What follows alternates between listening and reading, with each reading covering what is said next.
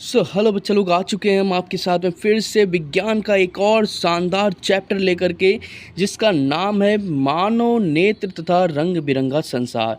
इसके पहले का जो चैप्टर था प्रकाश का परावर्तन तथा अपवर्तन, हमने कर लिया। जिसने भी अभी तक वॉच नहीं किया या डिस्क्रिप्शन बॉक्स में जाओ, लिंक है, प्लेलिस्ट में जाओ, लिंक है, फटाफट से वॉच करो।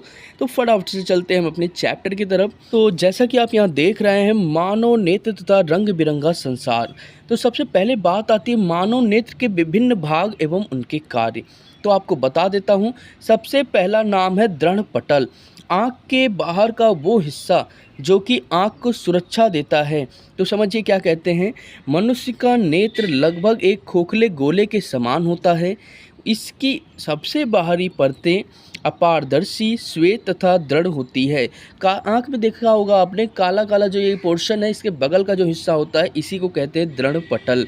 इसके द्वारा नेत्र के भीतरी भागों की सुरक्षा होती है। तो दृढ़ पटल क्या करता है, आँख के बाहर होता है और अंदर के पार्ट की सुरक्षा करता है।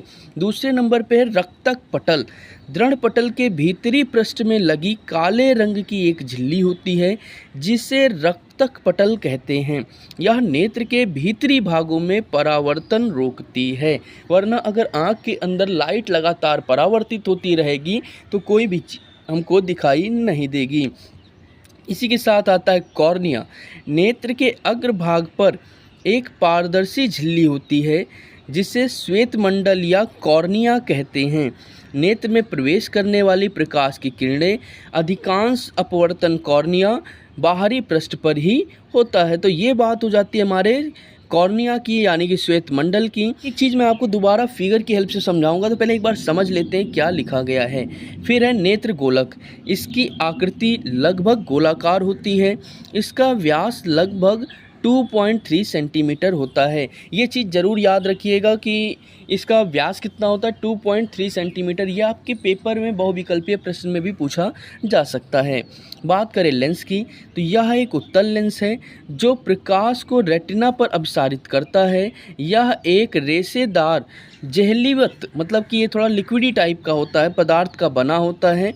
लेंस केवल विभिन्न दूरियों पर रखी वस्तुओं को रेटिना पर केंद्रित करने के लिए उसका आवश्यक फोकस दूरी में सूक्ष्म संयोजन करता है। मतलब जो लेंस है वो क्या करता है कि ऑब्जेक्ट जहाँ भी रखा हो उसके अनुसार जो फोकस दूरी होती है उसको क्या करता है, अपने आप ही सेट कर लेता है। ये होता है कुछ हमारे आँख के अंदर जो लेंस लगा होता है। चलिए चलते हैं इसके बाद अगले पार्ट की तरफ। तो उसका नाम क्या है, उसका नाम है परितारिका। तो आपको बता दूं, कॉर्निया के पीछे गहरा पेशीय डायफ्राम होता है जो पुतली के आकार को नियंत्रित करता है। क्या होता है मैं आपको फिगर में दिखाता हूं बहुत ही शानदार तरीके से। ये हिस्सा, इसी हिस्से की हम बात कर रहे हैं। क्या होता है, जब ज़्यादा प्रकाश आता है तो पुतलियाँ क्या होती हैं, सिकुड़ जाती हैं, और जब कम प्रकाश आता है तो फैल जाती हैं। तो इसके बाद वाला हिस्सा जो है, बात आती है पुतली की। तो आपको बता दूं, यह परिवर्ती द्वारक की भांति कार्य करती है, जिसका साइज परितारिका की सहायता से बदला जाता है। यह आँख में प्रवेश होने वाले प्रकाश की मात्रा को नियंत्रित करता है। ये आप देख रहे हैं, इसमें कितना प्रकाश जाना है, ये सारा जो है डिसाइड करेगा कौन, पुतली डिसाइड करेगी। तो ये चीज़ आप याद रखिएगा। चलिए चलते हैं थोड़ा सा आगे। अब हमारी बात आती है किसकी, अभिनेत्र लेंस की। तो आपको बता दूं, यह एक उत्तल लेंस है, जो मैं पीछे बता के आ चुका हूं कि आंख के अंदर कौन सा लेंस होता है, उत्तल लेंस होता है, जो प्रकाश को रेटिना पर अभिसारित करता है और वस्तु का उल्टा वास्तविक प्रतिबिंब बनाता है। यह एक रेशेदार जेलीवत पदार्थ का बना होता है। तो यहाँ पे एक इम्पॉर्टेंट क्वेश्चन ये है कि आँख के अंदर जो वस्तु का प्रतिबिंब बनता है वो कैसा बनता है, उल्टा आभासी, उल्टा वास्तविक, सीधा आभासी, सीधा वास्तविक। तो इसमें आप याद रखिएगा उल्टा और वास्तविक बनता है। ये बहुत ही इंपॉर्टेंट क्वेश्चन है, ये आपके पेपर में भी पूछा जाता है। तो इसी के साथ चलते हैं हम थोड़ा सा आगे और अपने मानव नेत्र तथा रंग बिरंगा संसार चैप्टर को बढ़ाते हैं आगे। तो यहाँ पे बात आती है अब पश्चमाभि पेशियाँ क्या होती हैं। तो आपको बता देता हूँ कि अभिनेत्र लेंस की वक्रता को नियंत्रित करती हैं। अभिनेत्र लेंस की वक्रता में परिवर्तन होने पर इसकी फोकस दूरी भी परिवर्तित हो जाती है ताकि हम वस्तु को स्पष्ट प्रतिबिंब पर देख सकें। तो ये चीज़ क्या करती है, ये कंट्रोल करती है किसको, फोकस दूरी को, ताकि स्पष्ट प्रतिबिंब जो है वो हमें दिखाई दे। बात करें रेटिना की, तो यह एक कोमल सूक्ष्म झिल्ली है जिसमें प्रकाश सुग्राही कोशिकाएं अधिक संख्या में पाई जाती हैं।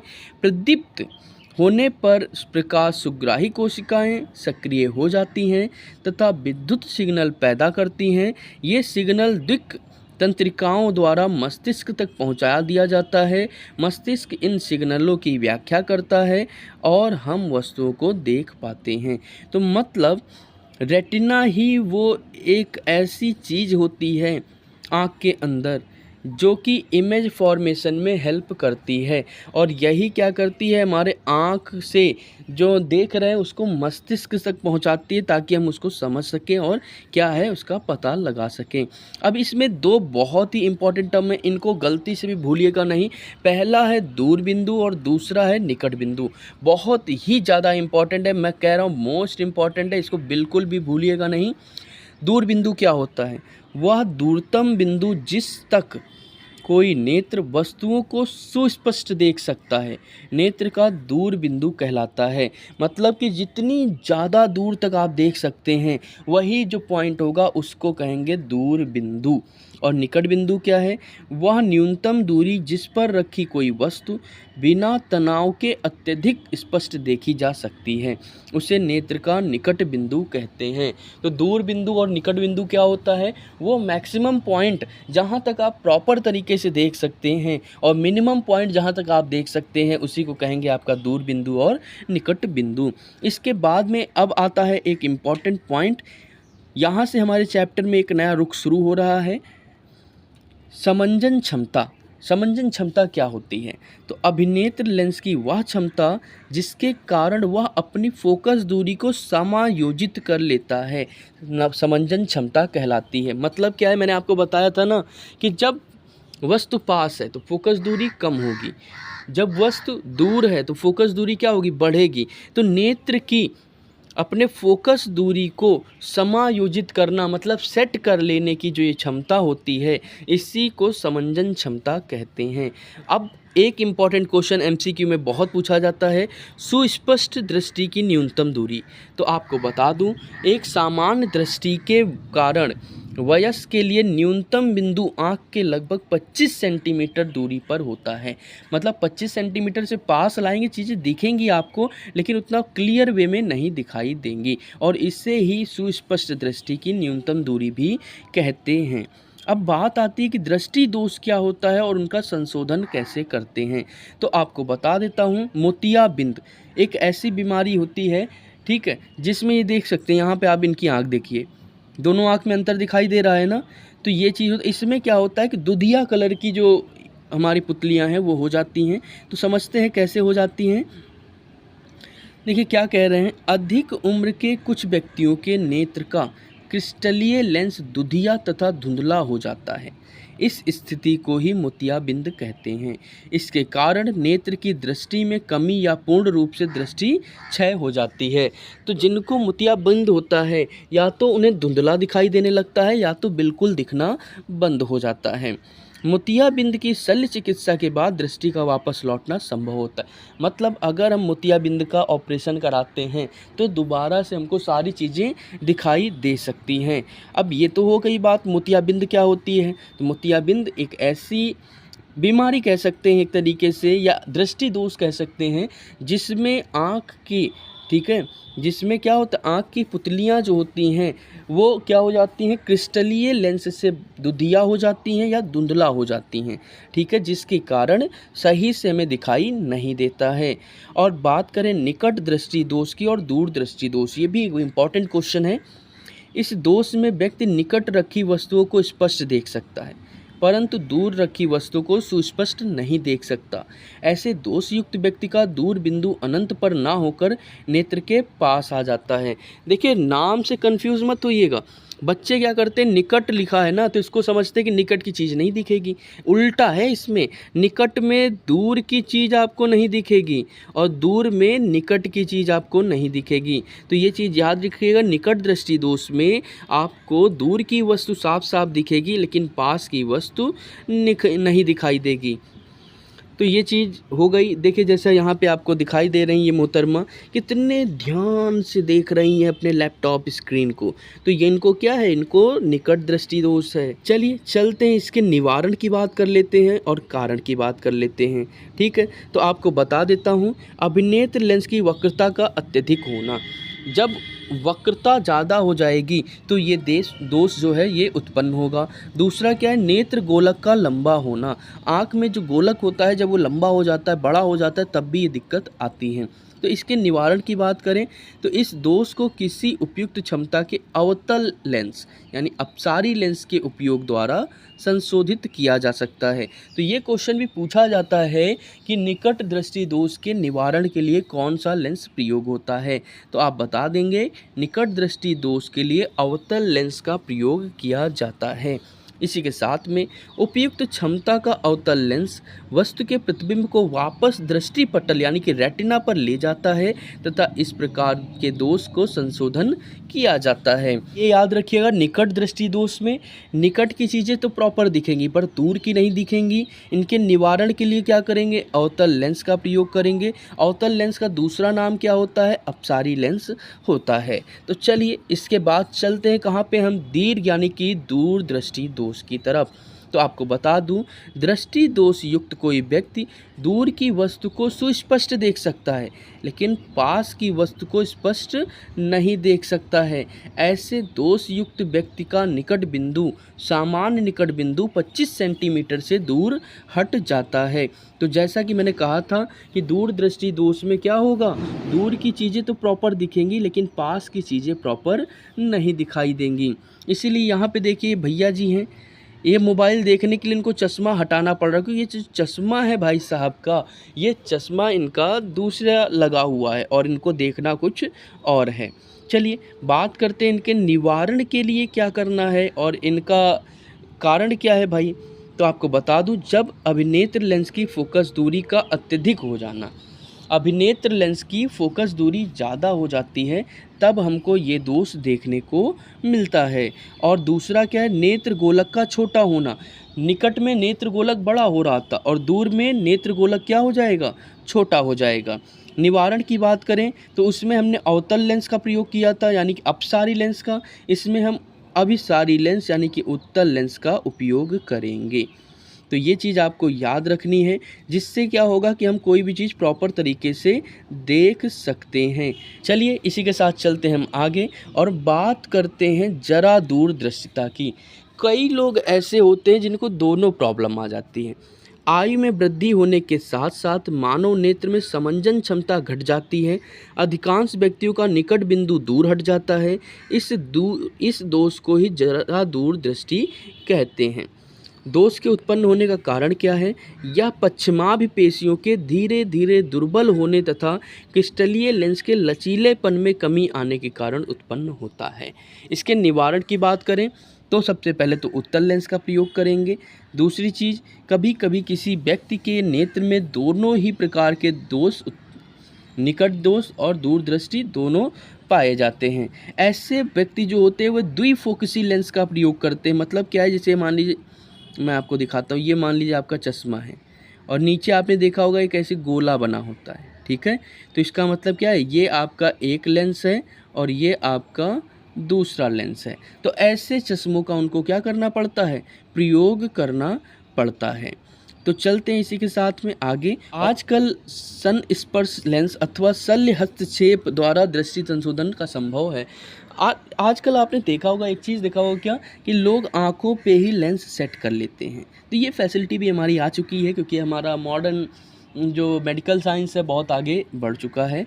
दोनों नेत्रों का सिर पर सामने की ओर स्थित होने का लाभ, ठीक है, इससे हम त्रिविमीय चाक्षुकी का लाभ मिलता है। इससे हमारा दृष्टि क्षेत्र विस्तृत हो जाता है और इससे धुंधली चीज़ें भी हम प्रॉपर देख पाते हैं। तो ये तो हो गई हमारी बात किसकी, हमारे मानव नेत्र की। चलिए मानव नेत्र के बाद में अब हम बढ़ते हैं आगे और बात करते हैं प्रिज्म की। प्रिज्म क्या होता है? प्रिज्म कांच का एक ऐसे ट्रायंगल शेप का स्ट्रक्चर होता है, बस वो किस में होता है, हमारा 3D होता है, 3 डायमेंशनल, कुछ इस तरीके से। इसी को हम क्या कहते हैं? इसी को हम कहते हैं प्रिज्म। प्रिज्म कांच का बना होता है, इसकी सतह परावर्तक होती हैं और अपवर्तक भी होती हैं। तो बात करते हैं सबसे पहले प्रिज्म में प्रकाश का अपवर्तन। प्रिज्म के 2 त्रिभुजाकार आधार तथा 3 आयताकार पार्श्व पृष्ठ होते हैं। प्रिज्म कोण, प्रिज्म के 2 पार्श्व फलकों के बीच कोण को प्रिज्म कोण कहते हैं। विचलन कोण, आपतित किरण एवं निर्गत किरण के बीच के कोण को क्या कहते हैं? विचलन कोण कहते हैं। ये सारी चीज़ें मैंने पहले आपको पढ़ा दी है, जिसने अभी तक नहीं देखा है पहला चैप्टर प्रकाश का परावर्तन तथा अपवर्तन जरूर वॉच करें। चलिए अब चलते कांच के प्रिज्म द्वारा श्वेत प्रकाश का विक्षेपण। मोस्ट इंपॉर्टेंट है, गलती से भी इसको स्किप मत करना भाई, नहीं तो आपके पेपर में आएगा और आप कहोगे सर ये तो हमको आता ही नहीं था, क्योंकि मैंने पढ़ाया है बट आपने ध्यान दिया ही नहीं है। चलिए, सूर्य का श्वेत प्रकाश जब प्रिज्म से होकर गुजरता है तो प्रिज्म श्वेत प्रकाश को 7 रंगों की पट्टी में विभक्त कर देता है। यह 7 रंग है। अब बात है 7 रंग कौन से होते हैं, तो आपने इंद्रधनुष सुना होगा। इंद्रधनुष में कितने कलर होते हैं? 7 कलर होते हैं, जिसको इंग्लिश में क्या कहते हैं? रेनबो कहते हैं। और याद करते हैं विब ग्योर से। किससे याद करते हैं? विब ग्योर से। यही तो है हमारे पास। देखिए 7 कलर हुए कि नहीं हुए?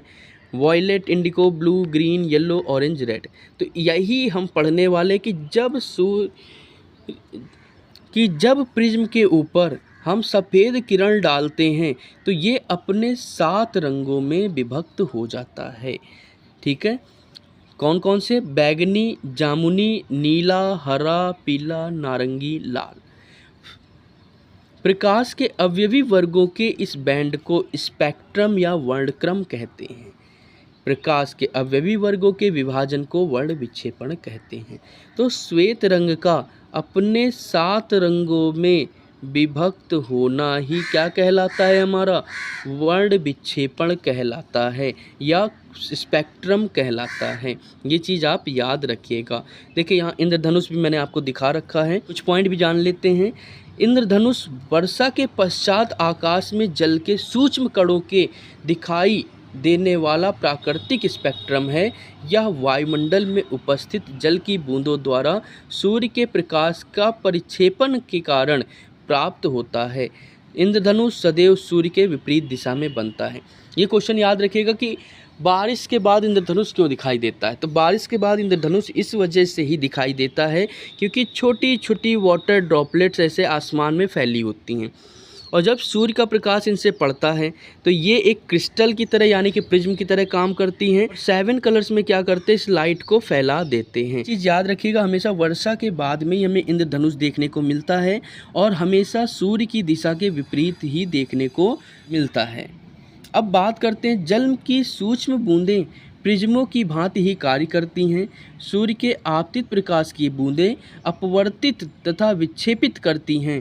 तत्पश्चात इसके आंतरिक परावर्तित के कारण जल की बूंद से बाहर निकलते समय प्रकाश पुनः अपवर्तित होकर के प्रकाश के परिक्षेपण तथा आंतरिक परावर्तन के कारण विभिन्न वर्ण प्रेक्षकों के नेत्र तक पहुँचता है।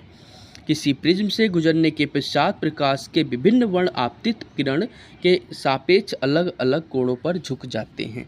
मतलब क्या है? जैसे ये है, ये प्रिज्म है। अब ये लाइट जो आई है ये अलग अलग कोणों पे बेंड होगी, तो इसलिए सारे कलर हमें क्या है? अलग अलग देखने को मिलेंगे। और जब कलर अलग अलग देखने को मिलेंगे तो यही हमारा क्या कहलाएगा? इंद्रधनुष कहलाएगा। तो ये चीज़ याद रखिएगा। मैंने मोस्ट इंपॉर्टेंट पॉइंट बताया, इंद्रधनुष आपके पेपर में बहुत ज़्यादा आता है। और ये भी याद रखिएगा, 1 नंबर का क्वेश्चन है कि सबसे ज़्यादा कौन सा रंग झुकता है और सबसे कम? तो लाल रंग जो है सबसे कम झुकता है और बैगनी सबसे ज़्यादा। इसीलिए आपने देखा होगा कि लाल रंग बहुत दूर भी हमको दिखाई देता है। और ऐसा किसने बताया था? तो ये भाई साहब न्यूटन भाई साहब। ठीक है, तो सर आइजैक न्यूटन ने सर्वप्रथम सूर्य का स्पेक्ट्रम प्राप्त करने के लिए कांच के प्रिज्म का उपयोग किया। एक दूसरा समान प्रिज्म उपयोग करके उन्हें श्वेत प्रकाश के स्पेक्ट्रम के वर्गों को और अधिक विभक्त करने का प्रयत्न किया, किंतु उन्हें और अधिक वर्ण नहीं मिले। मतलब इन्होंने पहले ट्राई किया कि लाओ 7 कलर्स में तो चलो टूट गया है, इसको और तोड़ते हैं, लेकिन ट्राई किया बट कुछ भी नहीं हुआ। बाद में जैसे ही दूसरा इन्होंने प्रिज्म लगाया उल्टा, वो तुरंत जा कर के फिर से वाइट रंग में ही बदल जाता है। फिर उन्होंने एक दूसरा सर्वसम प्रिज्म पहले प्रिज्म के सापेक्ष उल्टी स्थिति में रखा। उन्होंने देखा कि दूसरे प्रिज्म में श्वेत प्रकाश किरण पुंज निर्गत हो रही है। इससे न्यूटन ने यह निष्कर्ष निकाला कि सूर्य का प्रकाश 7 वर्गों से मिलकर के बना हुआ है, जो चीज़ मैंने आपको बताई। अब बात आती है कि वायुमंडलीय अपवर्तन क्या होता है। तो आपको बता दूं, वायुमंडलीय अस्थिरता के कारण प्रकाश का अपवर्तन वायुमंडलीय अपवर्तन कहलाता है। तो अब ये तो हो गई हमारी बात। यहाँ पे देखिए लाइट भी आपको दिखाई गई। अब चलते हैं वायुमंडलीय अपवर्तन के प्रभाव के बारे में पढ़ते हैं। यहाँ से आपका इंपॉर्टेंट चीज़ें शुरू हो रही हैं, स्किप मत करिएगा वरना आपके पेपर में चीज़ें छूट जाएंगी। अभी मैं क्वेश्चंस भी कराऊंगा तो वहाँ पे भी आपको दिक्कत खड़ी हो जाएगी, तो इस वजह से इस पर ध्यान दीजिएगा। जैसे तारों का टिमटिमाना, अग्रिम सूर्योदय तथा विलंबित सूर्यास्त, तारों का वास्तविक स्थिति से कुछ ऊंचाई पर प्रतीत होना, गर्म वायु में से होकर देखने पर वस्तु का आभासी स्थिति का परिवर्तित होना। तो सबसे पहले हम क्या करते हैं, पढ़ते हैं तारों के टिमटिमाने के बारे में। जैसा कि आप यहाँ पे देख सकते हैं, दूर स्थित तारा हमें प्रकाश के बिंदु स्रोत के समान प्रतीत होता है। चूँकि तारों से आने वाली प्रकाश किरणों का पथ थोड़ा थोड़ा परावर्तित होता रहता है, अतः तारे की आभासी स्थिति विचलित होती रहती है तथा आँखों में प्रवेश करने वाले तारों के प्रकाश की मात्रा झिलमिलाती रहती है। ठीक है, आपने तारे देखे ना कभी, वो हमेशा ऐसे ऐसे क्या करते हैं, चमकते रहते हैं इस तरीके से। ठीक है, तो वही चीज़ यहाँ पे बताई जा रही है। तो जिसके कारण कोई तारा कभी चमकीला प्रतीत होता है तो कभी धुंधला, जो कि टिमटिमाहट का प्रभाव होता है। तो ये चीज़ आप याद रखिएगा।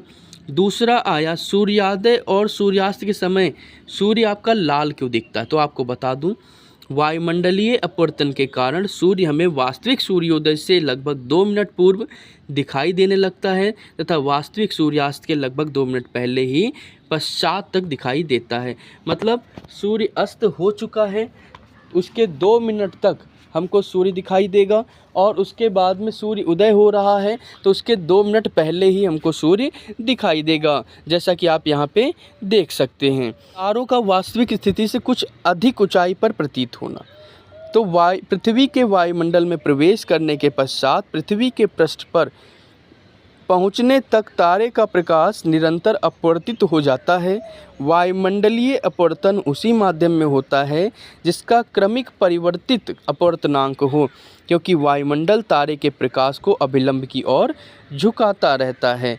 तो इस वजह से हमारे तारे हमको क्या हैं, कुछ अधिक ऊंचाई पर दिखाई देते हैं। अतः क्षितिज के निकट देखने पर कोई तारा अपनी वास्तविक स्थिति से कुछ ऊंचाई पर प्रतीत होता है। तो ये चीज़ याद रखिएगा। अब आखिरी पॉइंट क्या आता है, गर्म वायु में से होकर देखने पर वस्तु की आभासी स्थिति का प्रतीत या परावर्तित होना। तो यहाँ पे देखिए आग जल रही है। पहले चलिए इसके नियम के बारे में जानते हैं। तो क्या कहते हैं, आग के तुरंत ऊपर की वायु अपने ऊपर की वायु की तुलना में अधिक गर्म हो जाती है। गर्म वायु अपने ऊपर की ठंडी वायु की तुलना में कम सघन होती है तथा इसका अपवर्तनांक ठंडी वायु की अपेक्षा थोड़ा कम होता है। क्योंकि अपवर्तक माध्यम की भौतिक अवस्थाएं स्थिर नहीं हैं, इसलिए गर्म वायु में से होकर देखने पर वस्तु की आभासी स्थिति प्रतीत होती है। ये चीज़ तो आपने पहले ही पढ़ी, मैंने रेगिस्तान की मरीचिका बताया था आपको, यानी कि मिराज। तो उसमें भी तो यही काम हो रहा था कि नीचे क्या था ठंडा, ऊपर क्या था गर्म, तो वही किरणों के कारण ही तो हो रहा था ऐसा। जिसने नहीं देखा है जाइए वीडियो वॉच करिए, सारी चीज़ें आपको कॉन्सेप्ट क्लियर हो जाएंगे। चलिए अब हम चलते हैं अपने कहाँ, प्रकाश का प्रकीर्णन। प्रकाश का प्रकीर्णन एक बहुत ही इंपॉर्टेंट टॉपिक है, इससे काफ़ी चीज़ें पेपर में आती हैं। इसमें टिंडल इफ़ेक्ट की बात करते हैं। तो आसान भाषा में अगर आपको टिंडल इफ़ेक्ट समझाऊँ तो आपने देखा हो खिड़कियों से बहुत सारी लाइटें अंदर आते हुए सूर्य की दिखाई देती है ना, किरणें दिखाई देती हैं। ठीक है, वही चीज़ है। और उसमें क्या होता है, छोटे छोटे डस्ट के पार्टिकल्स आपको उड़ते हुए दिखाई देते हैं, तो उन्हीं को हम क्या कहते हैं, टिंडल इफ़ेक्ट कहते हैं। जब कोई प्रकाश किरण का पुंज वायुमंडल के महीन कणों जैसे धुआं, जल की सूक्ष्म बूंदें, धूल के निलंबित कण तथा वायु के अणु से टकराता है तो किरण पुंज का मार्ग दिखाई देने लगता है। कोलाइडी कणों के द्वारा प्रकाश के प्रकीर्णन की यही परिघटना क्या होती है, टिंडल इफ़ेक्ट कहलाती है, जैसा कि यहाँ आप देख सकते हैं। बात करें इनके उदाहरण की, तो उदाहरण समझिए, जब धुएं से भरे किसी कमरे में किसी सूक्ष्म छिद्र से कोई पतला प्रकाश का किरण पुंज प्रवेश करता है तो हम टिंडल प्रभाव के कारण उसको देख सकते हैं। जब किसी घने जंगल के वितान से सूर्य का प्रकाश गुजरता है तो भी टिंडल इफ़ेक्ट हमें दिखाई देता है। यहाँ पे नियम दिया गया है, क्या है, प्रकीर्णन बराबर 1/λ⁴। लैम्डा क्या है, यहाँ वेवलेंथ यानी तरंग दैर्ध्य को दिखा रहा है। इसके बाद बात आती है कि आखिर ये निर्भर किन किन चीज़ों पे करता है। तो आपको बता दूं, प्रकीर्णित प्रकाश का वर्णन किस पर निर्भर करता है। प्रकीर्णित प्रकाश का वर्णन प्रकीर्णन न करने वाले कणों के आकार पर निर्भर करता है। जैसे अत्यंत सूक्ष्म कण मुख्य रूप से नीले प्रकाश को प्रकीर्णित करते हैं, बड़े आकार के कण तरंग दैर्ध्य वाले प्रकीर्णित करते हैं। यदि प्रकीर्णन करने वाले कणों का साइज़ बहुत अधिक है तो प्रकीर्णित प्रकाश श्वेत भी प्रतीत हो सकता है। तो मतलब आकार क्या है, उसी आकार के अनुसार ही ये क्या करते हैं, प्रकीर्णन करते हैं। कुछ और एग्जाम्पल जानते हैं। ग्रह क्यों नहीं टिमटिमाते, ठीक है, तो आपको बता दूं, तारों की अपेक्षा पृथ्वी के काफ़ी नज़दीक होते हैं, इसलिए उसे प्रकाश का बड़ा स्रोत माना जाता है। यदि ग्रह की प्रकाश के बिंदु स्रोतों का संग्रह माने तो प्रत्येक स्रोत द्वारा हमारे आँखों में प्रवेश करने वाले प्रकाश की मात्रा कुल परिवर्तित का औसत मान 0 होगा, जिस कारण ग्रह टिमटिमाते नहीं हैं। तो ये क्वेश्चन भी याद रखें, ग्रह क्यों नहीं टिमटिमाते हैं, क्योंकि जो इनके परिवर्तित औसत मान है प्रकाश का वो 0 हो जाता है इस वजह से। अब क्वेश्चन आता है, खतरे का सिग्नल लाल क्यों होता है। बहुत अच्छी बात है, आपको बताइए, लाल रंग जो है प्रकीर्णित कम होता है, दूर से दिखाई दे जाता है। चलिए, खतरे के संकेत का प्रकाश लाल रंग का होता है। लाल रंग कुहरे या धुएं से कम प्रकीर्णित होता है, इसलिए यह दूर से देखने पर भी दिखाई देता है। इसके बाद आया, स्वच्छ आकाश का रंग नीला क्यों होता है। अच्छा, यहाँ आप देख सकते हैं, देखिए स्वच्छ आकाश है, कलर क्या है, नीला है। तो इसका कारण क्या होता है, इसका कारण होता है वायुमंडल में वायु के अणु तथा अन्य सूक्ष्म कणों का आकार दृश्य प्रकाश की तरंग दैर्ध्य के प्रकाश की अपेक्षा छोटा होता है। ये कण तरंग दैर्ध्य के प्रकाश को प्रकीर्णित करने में अधिक प्रभावित होता है। ठीक है, इसके नीचे कुछ पॉइंट भी दिए हैं, इनको भी हम क्या करते हैं, समझ लेते हैं। पहला, लाल वर्ण के प्रकाश की तरंग दैर्ध्य नीले प्रकाश की अपेक्षा 1.8 गुनी होनी चाहिए। अतः जब सूर्य का प्रकाश वायुमंडल से गुजरता है, वायु के सूक्ष्म कण लाल रंग की अपेक्षा नीले रंग को अधिक प्रबलता से प्रकीर्णित करते हैं। प्रकीर्णित हुआ नीला प्रकाश हमारे नेत्रों में प्रवेश करता है। तो सीधी सी बात है, जिस रंग का प्रकीर्णन अधिक होगा वही रंग हमको क्या होगा, दिखाई देगा। और नीले रंग का प्रकीर्णन ज़्यादा होता है, इस वजह से हमें नीला दिखाई देता है। बादल सफ़ेद क्यों प्रतीत होते हैं। तो बादल सूक्ष्म पानी की बूंदों से बने होते हैं। ये सूक्ष्म बूंदों का आकार दृश्य किरणों की तरंग दैर्ध्य की सीमा से अधिक है, इसलिए जब श्वेत प्रकाश इन कणों से टकराता है तो सभी दिशा में परावर्तित या प्रकीर्णित हो जाता है। क्योंकि श्वेत प्रकाश के सभी रंग परावर्तित या प्रकीर्णित अधिकतम समान रूप से होते हैं, इसलिए श्वेत रंग हमको दिखाई देता है। तो ये हो गई बात हमारी।